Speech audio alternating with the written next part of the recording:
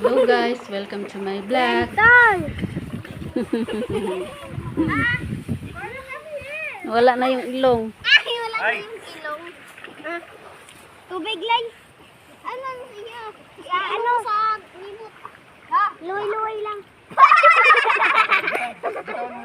Teko, parahiro! Teko nga nito. Tuwang-tuwa nga itong ano ko guys na nakatagpo siya ng kaibigan dito sa Bicol.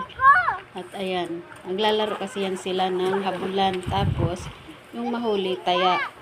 Eh, siya ang taya, kaya siya ang tinabunan. Bago niya habulin yung mga kalaro niya. Luwi-luwi sana. Lahat mo sa mata.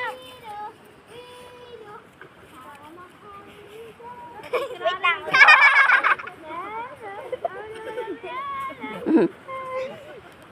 Hindi yan. Ilagay mo na sa mata. Hotbody lang. Ayoko yan. Hotbody lang. Na, tulong! Sinatal din. Iya, sabi ko na ito. Kanina ka pa. Kung kasama natin si Papa mo, tatawanan ka noon. Nagbibidyohan kanina. Wala.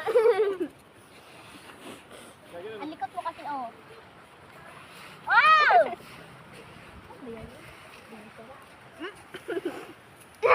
Ang pandok. Kaning gasok. Luwi pa yan.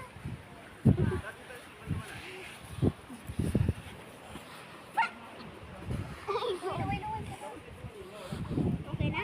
Magilap. Sobrang nag-i-enjoy talaga siya guys sa bakasyon namin din sa Bicol. Dahil dyan, malaya siya kasi nakakapaglaro, makatakbo, at nagkaroon siya ng maraming kaibigan.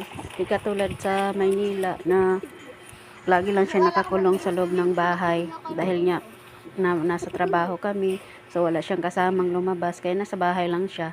At dito nga sa Bicol, ayan, tuwang-tuwa siya na nakapaglaro, nakapag-swimming siya dyan sa tabing dagat. Kaya naman guys, sobra siyang nalulungkot nung uwi na kami ng Maynila. Dahil, ayun, balik na naman siya sa dati. Wala siyang kalaro, nakakulong sa loob lang ng kwarto. Labas lang siya sa labas ng kwarto. Ganon lang. Dahil nga kailangan namin bumalik ng Maynila dahil sa trabaho namin. At ayun, sobra siyang nalungkot guys. At yun lang. Thank you for watching. Please like and subscribe.